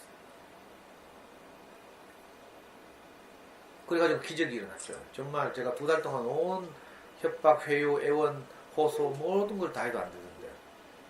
그러니까 우리는 인생에서 이 늙은 애벌레를 만날 필요가 있어요. 인생의 지혜를 가진 누군가를 만날 필요가 있는 거죠. 유태인들의 자녀교육이 굉장히 유명하잖아요. 유태인들의 자녀교육회가 요즘 막 유행하는 거 있죠. 하브루타. 하브루타는 토론식 교육 이런 거예요. 근데 사실은 하브루타보다 더 중요한 게 있어요. 탈무드라고 하죠. 또 탈무드보다 더 중요한 게 있어요. 그게 뭔가 하면 토라라는 거예요. 토라는 뭔가 하면 지금으로 말하면 구약 성경 중에서도 제일 앞부분 5권. 앞부분 5권이 뭔가 하면 창세기, 출애굽기, 레위기, 민수기, 신명기 이 5권인데 이걸 모세가 썼다고 추정되기 때문에 모세 오경이라고도 불러요. 이걸 유태인들은 토라라고 토라. 유태인들은 항상 어릴 때부터 토라를 이 5권의 책을 자기 아이들한테 항상 읽어줘요. 이게 가장 중요해요. 그리고 이 토라의 정신을 랍비들이 설명하죠. 랍비는 요즘 말하면 교사, 선생 이런 뜻이거든요. 그러니까 구약 성경의 그 핵심 부분을 토라라고 하고 이 토라를 매일 읽어주고요. 12살이 될 때 성인이 될 때까지 계속 읽어줘요. 그리고 또 그 랍비들이 어려운 대목이 나오거나 하면 우리 조상들은 이렇게 살았다. 그 시대적 배경 이런 걸 설명하고 이래요. 그 랍비들이 설명한 추가된 내용을 뭐라고 하는가 하면 탈무드라고 불러요. 그리고 하브루타는 그 중에 아주 지연 말단 그죠? 토론식으로 서로 질문하고 대답하고 이런 방식으로 이제 도서관 같은 데서 이제 공부도 하고 교육도 하고 한다고 해서 이제 유태인들의 이제 그 자녀교육 방식으로 유명하긴 한데 그 핵심은 사실은 그게 아니에요. 토라를 계속 읽어주는 거죠. 왜 토라를 읽어주는 것이 가장 중요한가 하면 유태인들의 성경은요 어떤 건가 하면 자기들 조상들의 경험을 기록한 책이에요. 우리가 아는 예를 들면 뭐 지혜로운 책, 철학책, 경전 이거하고 좀 달라요. 물론 성경도 성경이라고 부르긴 하지만 방식이 좀 독특해서 대부분 예를 들어서 불경 이러면요 많은 그 부처님이나 많은 고성들의 그 지혜를 담은 책이죠. 그래서 막 하도 만화가 8만 대장경이라고도 하고 또 많은 그 경전들이 있잖아요. 무슨 경 많죠. 뭐 반야심경, 천수경 뭐 많은데 이게 전부 지혜의 책이죠. 근데 성경은요 그런 책이 아니에요. 그런 책이 아니고 어떤 책인가 하면 역사적인 책. 이스라엘의 조상들이 자기들이 경험한 것을 아들들에게 구전한 거예요. 이스라엘 조상이 누군가 하면 아브라함이라는 사람인데 아브라함이 자기가 살아온 모든 것을 아들에게 구전하는 거라 말해주죠. 그러면 또 아들은 그걸 아버지 걸 받고 또 자기 인생을 경험을 또 아들에게 물려줘요. 그럼 3대가 물려지죠. 이게 아브라함, 이삭, 야곱이거든. 그러면 또 야곱은 자기가 경험한 것을 또 자식에게 들려줘요. 이게 계속 구전되다가 어느 날 문자가 발명되고 나서 이걸 기록한 거죠. 누군가 몰라 사실. 모세가 기록했다는 것도 사실 추정이에요. 추정. 그렇기 때문에 이건 먼저 자기보다 먼저 인생을 살아간 자기 선조들의 지혜를 그 이야기를 계속 들으면서 깨닫고 느끼고 배우고 하는 거예요. 그래서 유태인들이 저렇게 지혜롭다니까. 노벨상의 20몇 %를 유태인들이 독차지한다고 하고요. 세계의 부의 몇 %를 장악하고 있다고 하죠. 왜 그런지 알아요? 조상들의 지혜를 그대로 배우는 거예요. 일단 우리도 인생을 지혜롭게 살려면 먼저 내보다 먼저 아이를 키운 사람들의 경험을 많이 듣는 게 중요해요. 옆집 언니, 옆집 나이 있는 언니들 말고 내보다 한 3살 더 키운 언니들 뭐 말하는 말 막 받아 적고 이런 거 말고요. 입체적으로 진짜. 그러니까 시아버지 말, 시어머니 말을 많이 듣는 게 좋아 사실은. 훨씬 더 내보다 많은 경험을 가지고 있어요. 시어머니 무시하면 안 돼.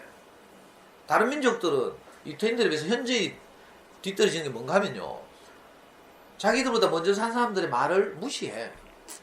우리도 그렇죠. 노인들이 말하면 듣기 싫잖아요. 잔소리 같고. 근데 유태인들은 안 그렇다니까. 그래서 이걸 계속 읽어주는 거라. 유태인들의 회당에 가면요. 뉴욕의 유태인들의 회당에 저는 안 가봤는데 우리 목사님이 갔다 왔는데 하시는 말씀이 지금도 유태인들은 정통 유태인들이 아닌 좀 막 그 터반 쓰고 막 이렇게 막 옷차림 입고 하는 걸 정통 유태인이라고 하고 그보다 약간 진보적인 이제 현대화된 유태인들도 있는데요. 우리 목사님이 방문한 곳은 현대화된 유태인 회당인데 그 회당에 가도 여전히 지금도 토라를 계속 읽어주고 있다는 거야. 아이들이 자랄 때까지. 그러니까 자기 선조들의 지혜를 경험을 배우는 거죠. 근데 우리는 안 그래요. 인류가 그죠? 과학 문명의 발전은 엄청나게 진보했어요. 심지어는 알파고가 이세돌을 이긴 거야. 저도 이거 지금 충격받고 있어요. 제가 옛날에 경대 들어갈 때 바둑 둘 때 신입생님이 제가 제일 잘 떴거든요. 저는 검정고시 해야 되는데 바둑이 미쳐가지고 맨날 기원에 다니면서 내기 바둑을 두고 이랬어요. 그래서 제가 한때는 내가 바둑 학원 할까 이런 생각도 할 정도로. 경대 들어갔을 때 신입생님이 제가 바둑을 제일 잘 떴어요. 그 바둑에 대해서 굉장히 관심이 있거든. 저도 아마추어 몇 단대요. 인터넷 바둑 사이트 들어가면 제가 제일 고단이에요. 한 게임 바둑 이런 데가 9단. 어떤 사이트는 체계가 7단이면 7단. 제가 잡기에 능하거든. 그래가 우리 마누라 도망갔잖아. 맨날 기원에서 바둑 두고 노름하고 막 이러니까.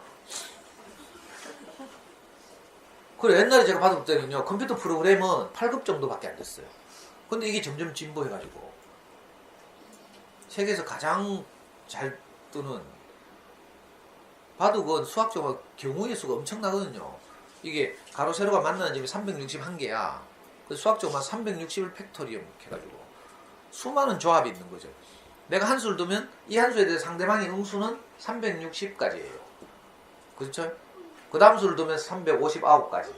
이렇게 계속 경우의 수를 확산시켜 나가기 때문에 정말 이거 인공지능이 침범할 수 없는 영역이라고 했는데 과학 문명이 진보해가지고 이세돌을 이긴 거야.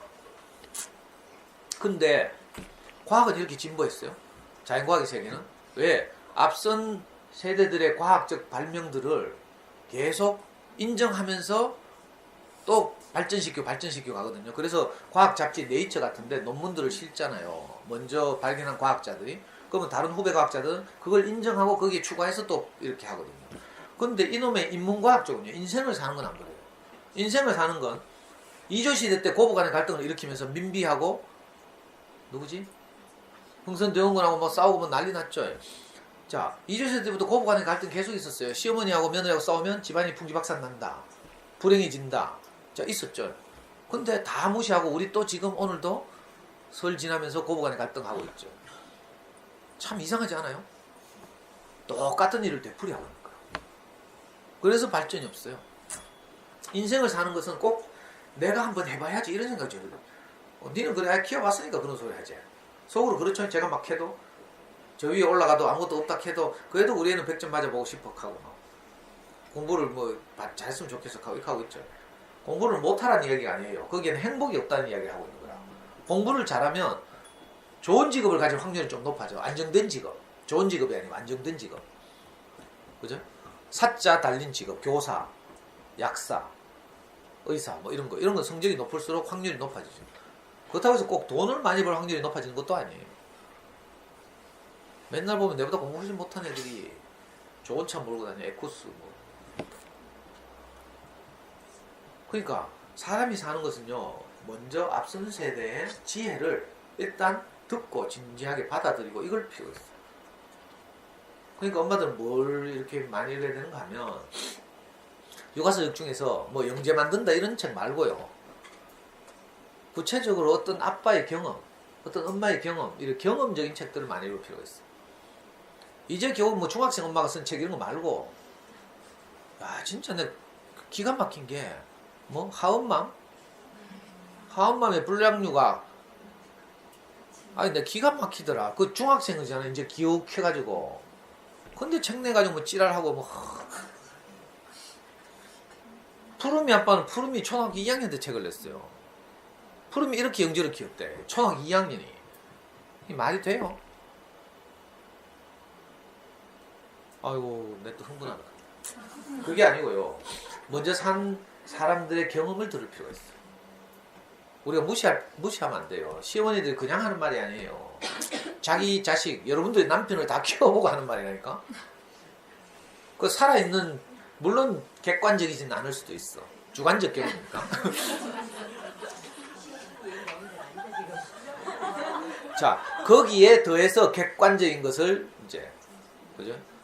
주관적인 것을 일반화시키면 이걸 보고 철학에서는, 논리학에서는 성급한 일반화의 오류 이렇게 불러요. 저는 그래서 제 아이를 키운 경험만 말하는 게 아니에요, 사실은. 여러분들이 상상할 수 없는 만큼 저는 많은 육아책을 읽었어요. 정말로 미친놈처럼 읽었어요. 그래서 요즘 육아책 제목만 봐도 무슨 내용인지 다 보여. 옛날에 뭐 오만책 나는 초등학교 4학년 성적이 평생을 결정한다 해서 뭐, 요즘은 뭐 어제 나온 책 보니까 초등학교 2학년 공부 습관이 뭐 평생을 못 잔다. 이 초등 1학년 독서가 전부 다, 책 읽기가 전부 다 이 책을 낸 어떤 초등학교 선생님이 이번에는 초등학교 2학년 공부 습관이 평생을 결정한다. 하고 있더라고. 그런 책들, 그죠? 유사한 책들이 수없이 반복돼서 나왔거든요. 그러니까 먼저 아이를 키운 사람들의 경험을 진지하게 들을 필요가 있어요. 사심 없는 사교육, 입시 설명 이런 거 말고요. 이런 걸 많이 이제 데이터를 축적할 필요고요. 제 때는, 제가 아이를 키울 때는 이런 경험적인 책들이 많이 나왔어요. 근데 요즘은 잘 안 나오더라. 그런 책들 읽다 보면 거기서 내가 영감을 얻거나 뭐 교훈을 얻거나 이런 것도 많고요. 그래서 제가 어쩌면 이번 학기 동안 강의를 하면서 모티브는 그림책이지만 사실은 이 그림책을 매개로 해서 엄마들에게 그런 이야기를 이제 계속 하려고 하죠. 먼저 늙은 애벌레를 만날 필요가 있다. 이 노랑 애벌레는요, 뭐 다음 주에 또 하겠지만, 늙은 애벌레를 만나면서 결정적으로 자기 인생이 달라지죠. 어떻게 하면 행복해지는지. 높은 탑을 쌓아 올라가는 게 아니라 자기 위치를 지키고 있는 거예요. 애벌레는 애벌레답게 나무에 매달려 있으면 돼. 그러면 시간이 흐르면 어떻게 돼요? 탈피하죠. 그래서 애벌레로서는 죽고 나비로서 다시 태어나는 거야. 이건 제가 스승에게 들었던 말이기도 하고요. 저도 사실은 34살까지 저는 죽었어요. 알아요? 만약에 그 34살 그때까지 제가 살아있었다면 우리 애는 지금, 우리 애가 죽었을 거라 아마. 제 등살이 못 이겨요. 그러니까 자기 위치를 지키고 있으면요, 아주 쉬워요. 엄마는 엄마의 위치를 지키면 돼요. 근데 엄마들이 자기 위치를 벗어나서 자꾸 학원 선생님처럼 아이들 키운다? 그러면 이제 꼬이는 거라, 이게. 아이와 엄마의 애착관계 형성. 여기서 문제가 생기는 거죠. 엄마가 자꾸 뭐 감시자가 된다든지, 그죠? 트레이너가 된다든지, 학원 선생님처럼 한다든지 이러면 안 되죠. 엄마는 엄마의 위치에 있어야 돼요. 위치를 지키는 것이 굉장히 중요하죠. 여기도 나오는 말인데, 제가 초등학교 1학년, 2학년, 3학년들하고 지금 이번 주에 책 보습을 하는데 뭘로 했는가 하면, 제가 가장 좋아하는 그림책 작가 중에 레오니온이라는 작가가 있어요. 그 사람이 쓴 으뜸 헤엄이라는 그림책을 가지고 했어요. 으뜸 헤엄이라는 그림책을 보면 작은 물고기들이 있는데, 송사리만하게 생긴 물고기들이 자꾸 큰 물고기한테 잡아먹히는 거라. 그런데 그 물고기 중에 한 마리가 겨우 살아남았어. 이게 어떤 헤엄이죠. 영어 이름 스위미예요. 스위미. 이 스위미라는 애가 헤엄을 좀 잘 쳐. 그래서 도망가가지고 겨우 살았어. 그래서 막 쓸쓸하고 외롭게 공포에 떨면서 돌아다니다가 또 같은 물고기떼를 만나요. 근데 이 물고기떼들이 다 까만데, 빨간데 어떤 헤엄이만 까맣죠. 근데 신기하게도 이 어떤 헤엄이가 지혜를 발휘해가지고 작은 물고기들 다 모으는 거라. 야, 우리가 모여서 큰 물고기 모양을 만들자. 그리고 자기는 까마니까 내가 눈의 역할을 할게. 이렇게. 그 진짜 멀리서 보니까 이 작은 물고기들의 집합이 큰 물고기처럼 보이는 거야. 전에 자기들이 잡아먹혔던 다랑어보다 훨씬 커졌어요. 외관이. 그래가지고 이거 물리치는 장면이거든. 그때 이 까만 물고기가 자기 동료들 빨간 물고기한테 하는 말이 딱 한 마디 있어요. 어떻게 하면 되는가 하면 자기 자리를 지키고 있으면 된다. 이렇게 말해요. 자기 자리를 지키고 있으면 살아나는 거야. 자기 위치를 지키고만 있으면 물고기 모양을 만들면서 각자 헤엄치는 위치가 있겠죠. 자기 위치를 지키고만 있으면 된다. 이렇게 말해요. 아주 간단한 말인데 난 이거 흘려들었거든요. 이번 애들하고 책 보수하면서 처음으로 야, 이 위치를 지켜야 돼. 이 말이 여기 들어있구나. 여기도 이런 말이 있어요. 그리고 제가 우리 스승으로부터 가장 많이 들었던 말이기도 하고 아이들하고 소통이 가능하려면 우선 내가 위치를 지켜야 돼요. 엄마의 위치를. 엄마라야 아이들이 우리 안으로 오죠. 제가 늘 말씀드리지만 아이들 학교 갔다 오잖아요. 그건 집으로 오는 게 아니에요. 엄마 안으로 오는 거예요. 엄마 안으로. 엄마 안으로 쉬러 오는 거죠. 학교 가면 긴장하고요. 스트레스도 받고 경쟁하고 뭐 물론 재미도 있겠죠. 부정적인 거 있는 건 아니지만 그래도 나름 스트레스가 있거든요. 자, 그런 스트레스를 견디고 잘 하루를 지내고 집으로 돌아와요. 그러니까 이건 집으로 돌아온 게 아니죠. 사실은 쉬러 누구한테로? 엄마 품으로. 그러니까 내가 엄마의 위치에 있어야 아이들이 내게 와서 쉬는 거라. 근데 내가 엄마 위치를 벗어나서 하루 프로그램을 딱 정해놓고 애가 딱 오면 간식 미리 딱 깎아서 준비해놓고 그래 수고했어 잘했지 라고 말하면서 한번 이 뭐지? 한번 안고 신용함하고 알림장 보자 하고 빨리 간식 먹고 할 일 하자 하면서 하루를 또 시작하죠. 이건 애가 집에 와서 쉬지를 못해요. 이게 쉬는 게 아니에요. 아이들은 이 릴렉스라고 해요. 릴렉스. 푹 쉴 필요가 있어요. 엄마 안에서. 그래서 놀고 있잖아요. 애 이야기 들어주고 푹 쉬다가 일과는 한 오후 4시, 5시쯤 돼가지고 조금 하면 돼. 요만큼. 초등학교 1, 2학년 같으면 요만큼. 겠죠? 수학 10분. 초등학교 1학년 수학 10분. 알아요? 수학 10분을 하기 위해서 한 30분은 뭐 해요? 워밍업 해야 되고 놀고 게임하고 뭐 이렇게. 근데 무슨 초등학교 1학년들이 고시 공부하듯이 공부하고 뭘 하고 있어? 이것저것 뭐 하고 요즘 또 얼마나 개발된 게 많은지 막 각 스포츠도 각종 스포츠가 개발되고요. 막 중앙초등학교 가니까 하키도 하더라. 맞죠? 아니 중앙초등학교 내 강의 듣던 어떤 아줌마가 내한테 카카오 신청을 해가지고 카스 친구가 됐어. 가지고 맨날 올리는 거니까 애가 하키 하러 다녀.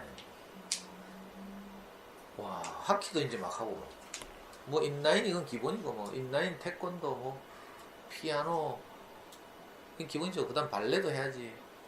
아무도 안 해도 할 게 이래 많아. 기본적인 거 운동적인 거 뭐 이런 것까지 거기다 학습적인 거까지 해봐요. 학습지 집구석에 배달되는 거 기본적인 거 뭐 있지. 또 영어 해야 되지 뭐 어이구. 그게 아니고요. 아이를 푹 쉬게 하는 게 제일 중요하다니까. 공부를 잘하려면 엄마들이 완전히 계산을 잘못하고 있어요. 내가 아무리 푹 쉬게 하라 해도 내하고 친해도 안 듣더라.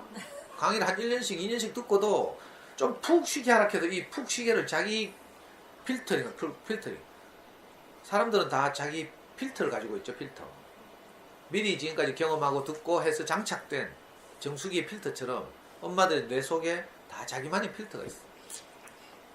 제가 푹 해도 이 푹이 엄마들 필터를 거치면서 확 달라지는 거야. 그래서 사실은요 하루 이틀 들어서 될 일이 아니고 매일 들어야 돼요. 매일 들으면서 저하고 싸워야 되고 그 듣다 꼬우면 가야 되고 얘가 그래 잘났나 싶으면 이제 못 나오는 거지. 저는 좀 안타깝기도 하고요. 제가 또 어릴 때 그렇게 못한 것에 대한 후회와 반성도 하고요. 그래서 저는 여기서 애들하고 뭘 하면서요, 감정이입이 돼가지고, 근데 우리 애 키우는 것 같아. 확 열이 받고요. 애들 수학 공부하다 채점만 틀리잖아요. 내가 확 열이 받. 남의 애인데 내가 왜 열이 받는지 몰라. 막 걱정이 막 되고 있잖아. 한편은 재밌고 행복하기도 하고. 아이들하고 지내는 것이 이렇게 행복한 일이에요. 학습은 우리 이 사회를 살아갈 어른으로 성장해야 되니까 학습을 해야 되죠.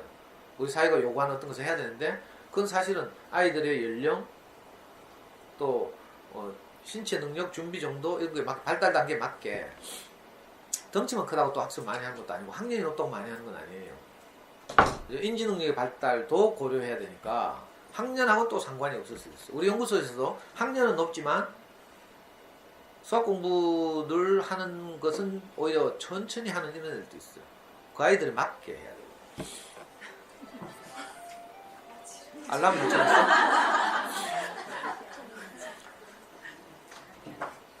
그러니까 자, 애벌레가 구름 위에 무엇이 있는 걸 아는 유일한 방법은 나비가 되는 거예요.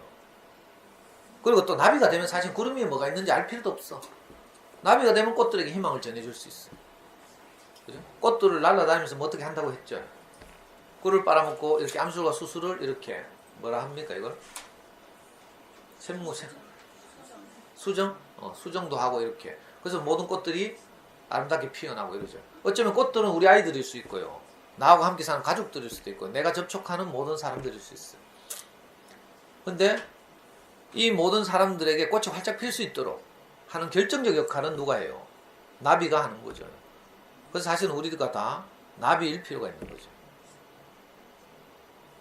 저는 그죠? 저하고 같이 사는 우리 가족도 이렇게 행복하게 하지 못해가지고, 우리 애는 맨날 어릴 때 여기 있으면 아빠 무서워 죽겠다, 아빠 죽었으면 좋겠다고 쓰고요. 와이프는 뭐 맨날 아이한테 막 아빠 무섭잭하고, 엄마가 좋아 아빠가 더 좋아 하고. 정말 저 가족들에게 왕따를 당했거든요. 진짜 상처도 많이 받고, 우리 와이프는 일부러 또 애가 아빠 죽었으면 좋겠다는 일기를 막 보여주고 막 이지랄 한다. 그건 뭐 좋은 거라고? 좋은 걸 보여줘도 기분이 좋을 똥 말똥. 아유, 그렇게 살았잖아요. 근데 제가 어느 날 이 늙은 애벌레를 만나가지고, 그 노랑 애벌레 이야기는 사실 남 이야기 아니고 제 이야기예요. 그래서 제가 이 책을 택한 거기도 하죠. 나이 든 애벌레로부터 인생의 지혜를 계속 배웠는데, 어느 날 보니까 제가 아이하고 소통하고 있어요. 여러분들 제 강의를 쭉 들으시면 알겠지만, 이번에 오신 분들은 뭐 앞으로 쭉 들으시면 되고, 우리 아이 지금도 돈 필요하면 엄마한테 연락하고요. 정신적인 조언이나 위로가 필요하면 저한테 카톡하고 이러거든요. 요즘 또 한 달 동안 소식이 없네. 지가 뭐 일본에 가겠다고 지금 열심히 막 일본어 공부하고 막 하거든요. 변화가 있는 대로 여러분들에게 계속 말씀드리기로 하고, 또 강의 이렇게 해나가면서 교육적으로 중요한 이슈나 꼭 필요한 것들이 있으면 여러분들에게 이렇게 말씀드리기로 하고요. 하여튼 엄마들은 위치를 이탈하면 안 됩니다. 위치를 벗어나면 안 됩니다.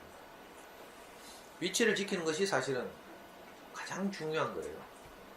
우리가 엄마가 아니라 다른 역할을 하게 되면 거기서 어려워지는 거죠.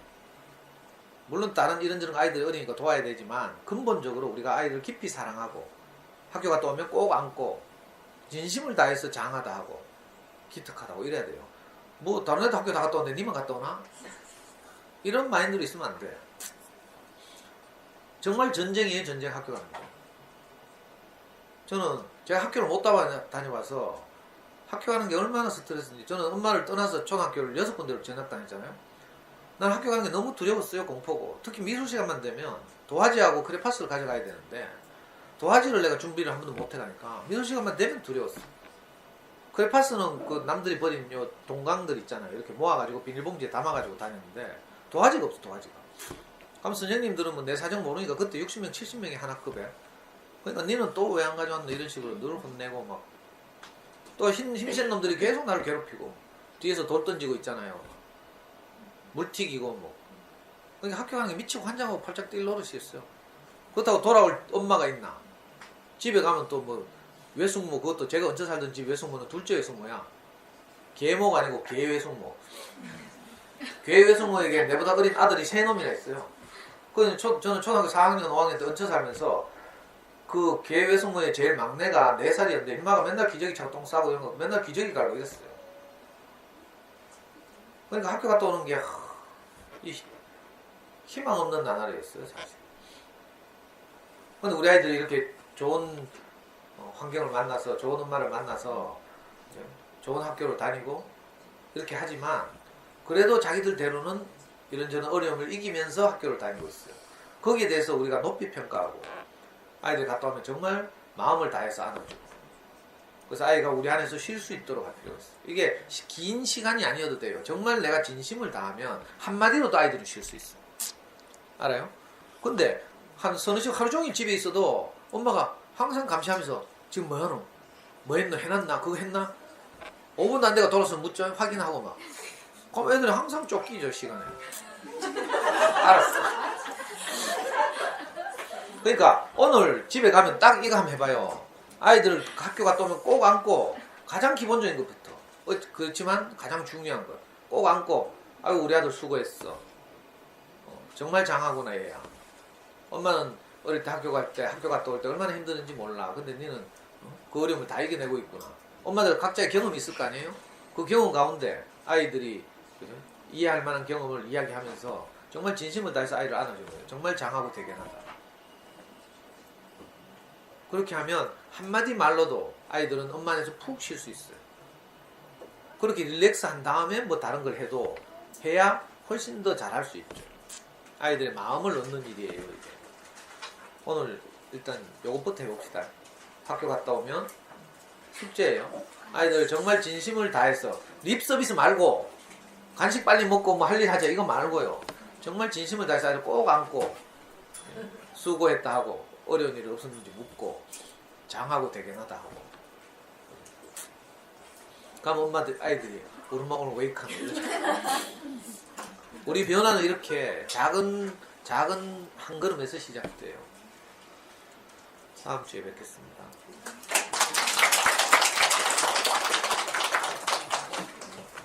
아까 적은 거